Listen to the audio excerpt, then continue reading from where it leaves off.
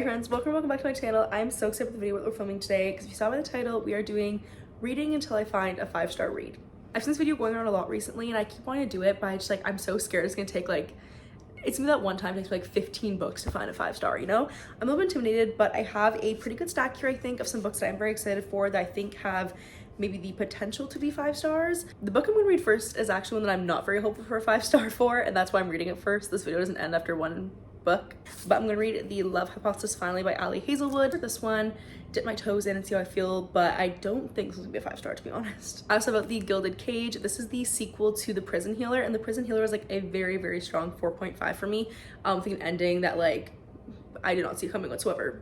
Left field. I've heard this one apparently has that same thing, a really shocking ending, and so I'm thinking if the setup for this is good with that ending, it has the potential to maybe be a 5-star read, so pick this one up sometime this week. And then we have Murder in the Family. This one I'm just so intrigued by because this book is pretty much a whodunit case, articles and chat threads, and pretty much you're getting the evidence that they have and you're trying to solve it before they do, if that makes sense.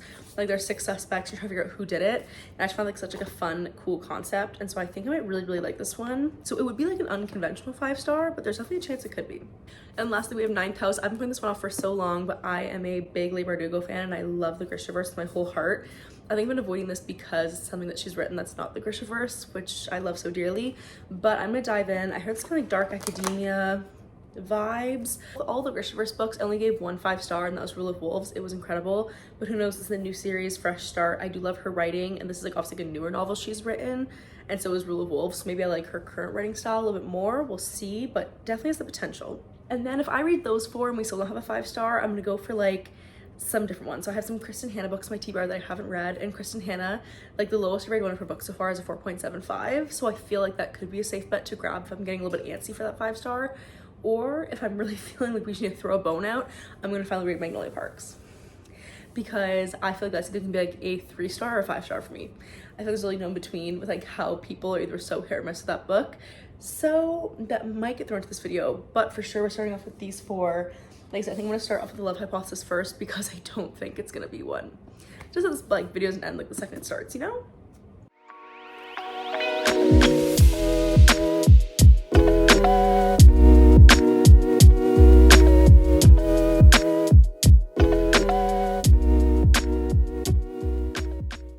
Friends, we're checking in really early into this. I just started The Love Hypothesis last night and I read up to page 84. I'm enjoying this so far. I think it's really cute, but that's all I'm getting so far from it. I'm reading it oh, this is cute, you know? I don't know what's gonna happen in this, to be 100% honest. I've heard there's it's Star Wars fanfic or something like that, or it's based off. I have no idea. I've also read 1 or 2 quotes that have just made me really cringe from this. So I'm kind of anxiously waiting for those to pop up. I actually was home from work this morning, said I should get home from a doctor's appointment, and I have to go into work in about an hour now for my half day, and I do still close at the restaurant tonight. So I'm sure I'm reading when you get done, maybe another 100 pages or so max today. We'll kind of see how that goes. One thing about doctor's appointments though, my appointment was at 10, okay? They opened at 10. Guess what time the doctor saw me? 11:30. I'm you opened at 10. It's okay though, because I love my doctor and I will go to her forever. I don't care because she's just the absolute sweetest. But I'm guys, you gotta pull it together. But so in that time, I actually started another book because I don't know why I refuse to bring this into a doctor's office. I don't know why. I feel I'm reading this in the waiting room. So that was my chaotic morning. I'm gonna keep on reading, maybe watch some booktube, eat some lunch, and yeah.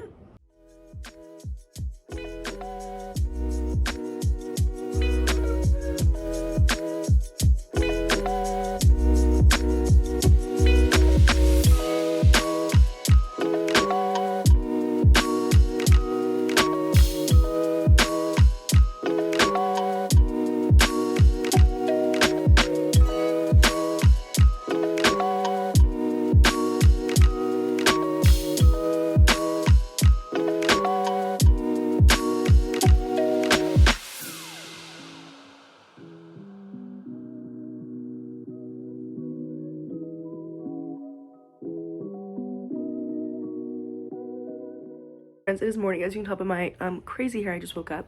Since we last spoke, I have finished one book and started a second one, so let's talk about them really quick. As you can tell by me starting a second one, this one's not a 5-star. However, I think it's like a very solid 4 to 4.25. When I first went into this, I thought I was not gonna like this. Like, everything I had heard about it had me very iffy about it. I've probably my TBR now for like well over a year, and I just haven't picked it up because like it has not been calling to me. I've not been interested in it whatsoever. This definitely wasn't like the best book I've ever read in my entire life. However, I did have a lot of fun with it, and I do think now I will pick up more Hazelwood. Specifically, I've heard really good things about. I think it's Love Theoretically and Check and Mate. Like Love in the Brain is kind of just like this exact same story, or like the same kind of vibe. So I'm gonna pick that one up, we'll see. But I definitely didn't hate it, which I thought I was going to. And a 4 to 4.25 is a really good rating if you ask me, so I'm very happy with this one. But then I started the Gilded Cage. I don't have too much to say on this one because I literally just started it, but I am enjoying it. I don't even have my bookmarking, so I was reading it on my ebook mostly, but I'm on chapter 10, so let's see where that is. I have read 101 pages so far, so I'm right about here, and I am enjoying it. The way Prison Healer left off, like having a chokehold, it was crazy, and then we kind of like jumped right back into where we were. I am enjoying this one. I did say like the beginning I'd say is not quite as grasping as the first book in my personal opinion, but I am really enjoying myself, and I have like, I'm not getting 5-star feelings quite yet, but like I said, I've said that if the way this book is set up well, and then if there's another big surprise ending, this could be a 5-star, so we'll see how it goes. But I'm enjoying it. I find Lynette Noni's writing like really easy to comprehend, just kind of like fun, and you're just along for the ride, so I'm enjoying this. We'll see how this finishes up. Who knows what I'll rate it, but that's where we're at now, so.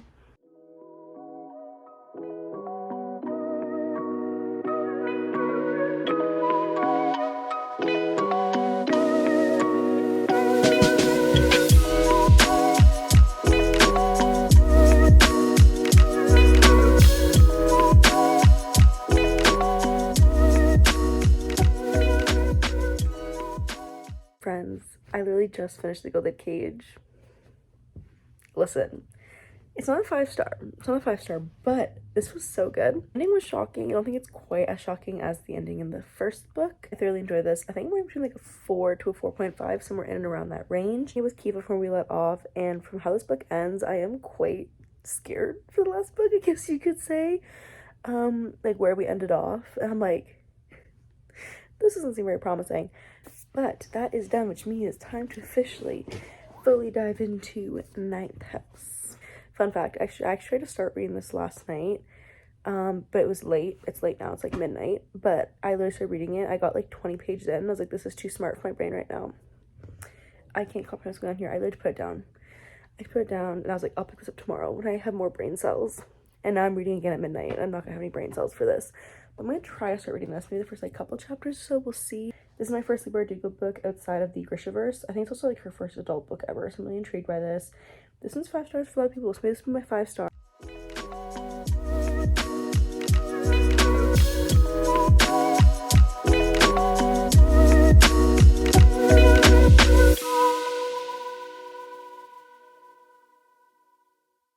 Don't mind how busy my shelf looks over here. We are now touching base because I'm just about halfway through Ninth House, and I have some thoughts.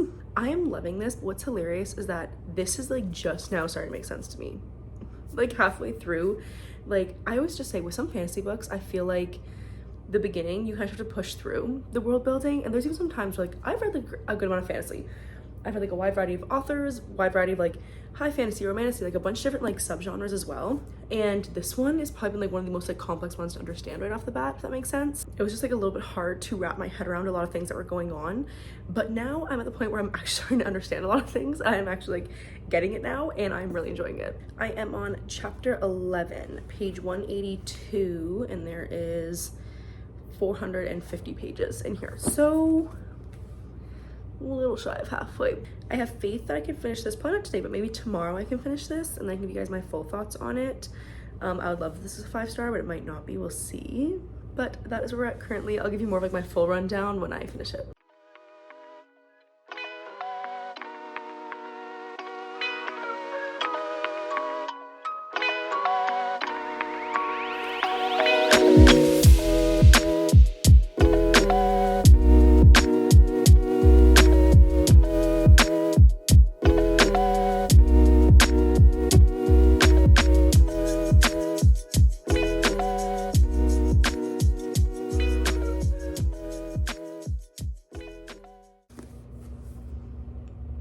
this video's over. This video's over. 3 books in, but it's a 5-star, hands down. Literally the point where I finished this book. I filmed this like a couple days after I finished it, and I finished this book and literally the next day ran out on my lunch break to get Hellbent because like I wanted to keep on going. I do have my TBR for next month. I'm not picking up quite yet. I'm trying to give myself a little bit of like a break in between, but one thing I've learned about Leigh Bardugo is that she's definitely an auto-buy author for me. I know she has another book coming out this month that's not related to this, but it's like another adult book that I'm really excited to pick up. The only thing about this book is like, I'm not even kidding, be prepared to be confused until like this point pretty much. Like literally, I think it was like 150 pages in and then things started clicking for me and making sense. One of the main things I do with my big fantasy books is I do what's called RAFO, which is read and figure out. Like I am not going to keep rereading the same thing until like I'm blue in the face because I still can't understand it. My main thing is like, if you're reading something that's not making sense to you, keep going, because there's a great chance that somewhere along the line the author's going to re-explain it in a way that does make sense to your brain, or they're going to show like a certain scenario of it working, and you're gonna be like, oh, okay, I get it now, and it's all gonna click then. I just find like a lot of fantasy books like have a way of like tying it all together really nicely in a way that you do understand, but sometimes the first little bit is definitely dense to get into, and a lot of things were just going right over my head in this one, and then when it all started clicking, I was like, hold on a second. This book is about Alex, and she pretty much kind of gets like a second chance, I see it life almost, where she gets a full ride to Yale, like one of the most like prestigious schools in the entire world. Pretty sure she doesn't know who the people who like kind of paid for the scholarship, but she shows up anyways, and kind of like she's tasked with like keeping an eye on Yale secret societies. It was super interesting when I got into it, and that ending literally like said had me running to my Hellbent, and I'm really proud that I haven't picked it up quite yet. I think I need like a little bit of a break after like the brain power this took and just like read some fun reads, but this was incredible. So this is a super quick wrap up because I didn't really read all that many books in this vlog, but we read these 3. So Love Hypothesis, I'm still going back and forth between a 4 and a 4.25, but I think it's a 4-star. This one was a lot of fun, and after reading this, I do think I'll give more Ali Hazelwood a chance.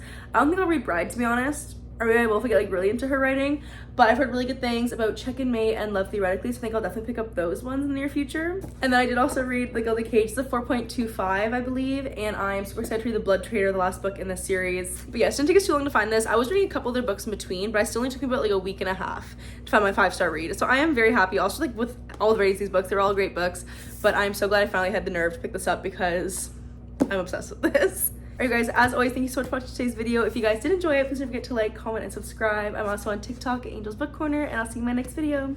Bye!